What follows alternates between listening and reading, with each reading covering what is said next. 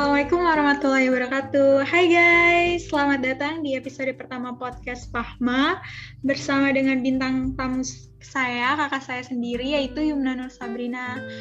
Say hi dulu dong. Halo semuanya, kenalin aku Yumna Nur Sabrina, umur aku 22 tahun. Aku fresh graduate dari Politeknik Negeri Jakarta, jurusannya Administrasi Bisnis. Salam kenal semuanya. Oke. Nah, di sini kita di episode pertama ini akan ngebahas mengenai drama Korea yang lagi hype banget nih belakangan ini juga ya, ditambahnya karena pandemi COVID-19 ini, jadi banyak banget kalangan-kalangan, terutama milenial yang menyukai drama Korea. Termaksud kakak saya sendiri, gimana sih, kenapa sih kok bisa gitu suka sama drama Korea, diawali dengan apa ya? Oke. Jadi waktu itu tuh pertama kali nonton drama Korea itu judulnya Marriage Not Dating. Itu di tahun 2017, waktu itu baru banget lulus SMA dan kebetulan punya waktu luang nunggu masuk kuliah, makanya coba-coba nonton drakor yang biasanya teman-teman suka omongin gitu kan, rame gitu. Tapi kan waktu itu aku belum tahu dan ada waktu luang, jadi pengen coba nonton, akhirnya nonton deh. Nah, terus kenapa suka sih? Karena menurut aku drama Korea tuh punya complete package gitu. Kayak pemainnya, visualnya tuh top. Udah gitu, jalan ceritanya tuh anti mainstream dan gak ngebosenin. Terus habis itu pengambilan gambarnya juga bagus banget. Ya, jadi alasannya itu sih karena dramanya dikemas sebegitu sempurnanya gitu, jadi suka sama drama Korea tuh. Oh, berarti drama pertama itu Marriage Not Dating ya? That's true. Oh iya. Terus apa sih sebenarnya kalau misalnya dalam genre drama Korea itu kan bervariasi ya, bukan hanya romance doang.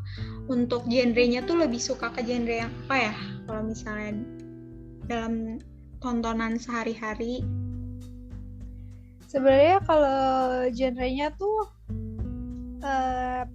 romcom sih pasti nomor satu ya, suka banget karena buat ngilangin penat tuh kan paling seru nonton yang enteng-enteng seperti romantic komedi gitu kan.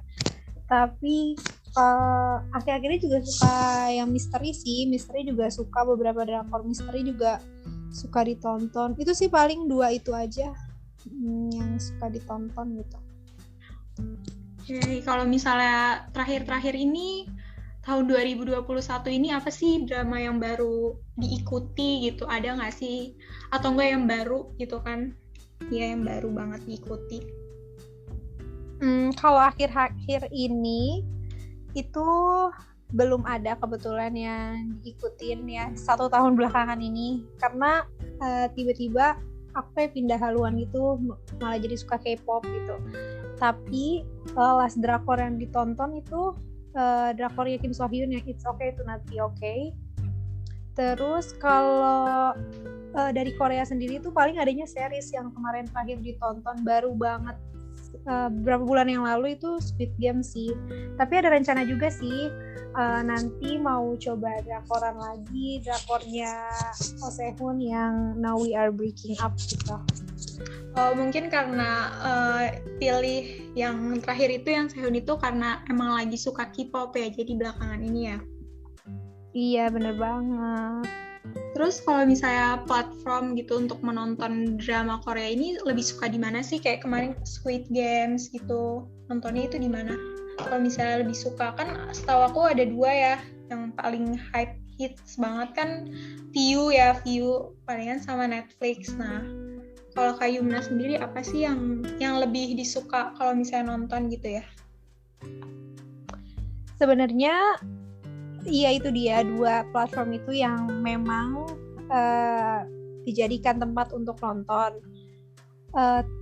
Kalau ditanya lebih suka yang mana, sebenarnya nggak ada ya, karena rata-rata drakor itu kan mereka ada tempatnya masing-masing. Kalau yang satu di Viu berarti nggak dibeli haknya sama Netflix gitu.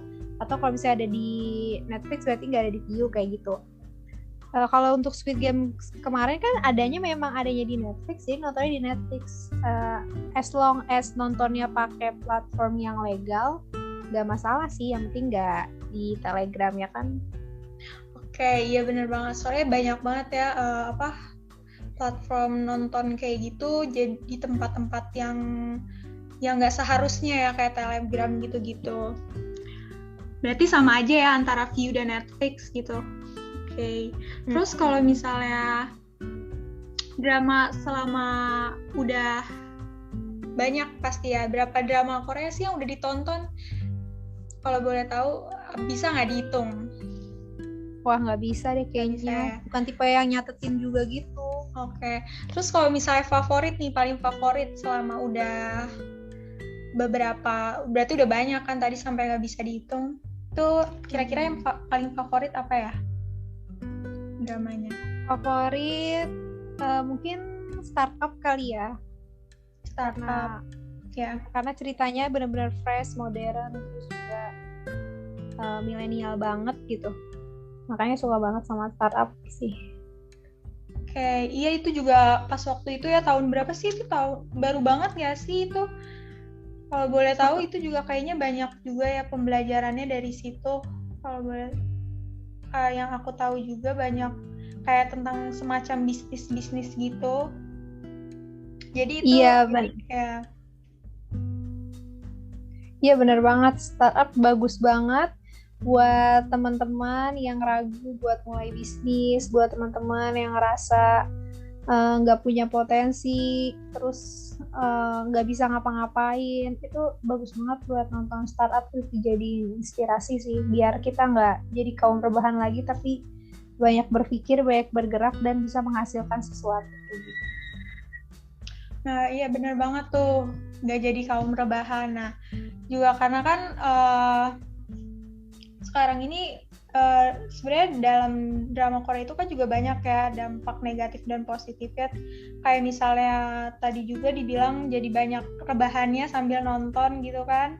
Nah itu caranya gimana sih, tipsnya gitu? Jadi biar buat anak milenial gitu kan yang suka drama Korea, biar bisa kebagi waktunya. Maksudnya nggak selalu nonton drama Korea tuh nggak sampai bergadang gitu, nggak sampai yang edik banget sampai ngelupain gitu kan, nggak jadi produktif gitu. Itu gimana sih tipsnya dong buat kaum milenial, kali aja bisa. Kalau menurut aku sih tipsnya time management ya. Jadi harus bisa membagi-bagi pekerjaan berdasarkan waktu yang paling penting, yang paling gak penting, dan maksudnya pekerjaan yang paling penting dan harus dilakuin, sampai pekerjaan yang bisa ditunda gitu. Yang namanya pekerjaan kan gak semuanya sebenarnya harus dikerjakan pada saat awal-awal gitu kan, pada saat sekarang gitu. Pekerjaan itu menurut aku bisa ditunda as long as akan selesai pada akhirnya gitu. Contoh, dan menurut aku pekerjaan yang bisa selesai dengan hasil yang berkualitas adalah apabila pekerjaan itu diimbangi dengan kehidupan yang seru juga gitu. Maksudnya work-life balance. Jadi apa yang dikerjain sama kehidupan hiburannya juga terpenuhi. Jadi maksud aku bukannya drakor ini kesannya kayak ngalang-ngalangin buat jadi produktif, enggak gitu. Selama kita bisa mengatur waktu dengan baik, misalnya yang ini harus diselesain, misalnya pekerjaan ini harus diselesain sekarang, tapi pekerjaan yang lainnya ternyata masih bisa loh dikerjain besok gitu. Ya nggak apa-apa dikerjain besok aja, nggak harus dikerjain dua-duanya hari itu gitu. Kamu bisa kok kerjain satu itu, terus nanti malam drakoran, gak masalah kan. Pekerjaan yang selanjutnya ternyata masih bisa dikerjain besok karena mungkin dikumpulinnya masih lebih lama kayak gitu.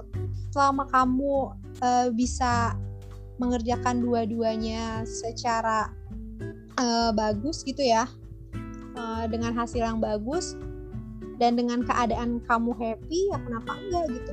Jadi menurut aku itu sih, time management harus bisa mengatur mana yang prioritas sampai yang kira-kira bisa ditunda kayak gitu. Jadi harus bisa mempacking gitu jadwal pekerjaan. Kayak jadi harus pintar-pintar dalam mengatur waktu gitu ya. Terus kalau misalnya tanggapan Kak Yumna sendiri gitu kan, karena kan tentang drama Korea, apalagi tadi Kak Yumna juga suka dengan K-pop gitu kan, kayak banyak, nggak semua orang memandang drama Korea itu kayak hal yang positif, banyak yang kayak menganggap drama Korea itu hal yang maksudnya dia langsung aja main menilai kalau itu bukan hal yang nggak bisa diikuti, kayak hal yang negatif gitu. Itu tanggapannya gimana sih Kak Yumna mengenai hal itu? Tanggapannya gini ya, sebenarnya setiap orang tuh kan pasti punya hobi, dan setiap kalangan tuh hobinya beda-beda. Oke, contoh kayak aku, mungkin bukan aku doang, tapi pasti banyak di luar sana juga gitu yang suka dengan hiburan model drama Korea atau K-pop gitu. Terus mereka bilang bahwa kita buang-buang waktu, buang-buang duit lah beli Netflix segala macam, buang-buang duit lah beli album kayak gitu, misalnya kayak gitu. Sebenarnya orang itu gak akan memahami karena dia gak ada di dalam kehidupan kita gitu, di dalam kehidupan perdrakoran kita ini gitu. Contoh, cowok-cowok banyak kok yang suka beli games macam-macam kayak gitu kan. Mereka ngeluarin uang gitu, mengeluarkan waktu juga gitu. Contoh lagi, bapak-bapak misalnya suka beli aksesoris motor dan lain-lain, mereka ngeluarin uang, mereka juga ngeluarin waktu buat nyari-nyari kayak gitu. Terus ibu-ibu misalnya suka beli tanaman gitu, kita nganggep aneh nggak? Kita pasti nganggep aneh gitu. Karena apa? Karena kita nggak ada di dalam dunia mereka gitu. Nah, sama menurut aku, orang-orang yang nganggep aneh ini adalah orang-orang yang tidak ada di dalam dunia kita gitu. Jadi menurut aku sih, untuk orang-orang yang nggak ada di dunia kita ini, kalian kayaknya harus lebih masa bodo amatan gitu. Maksudnya kalian itu nggak perlu kok untuk masuk hidup ke dunia kita terus memahami dan akhirnya suka juga. Enggak, kita nggak butuh. Kita cuma butuh kalian tuh ya biasa aja gitu.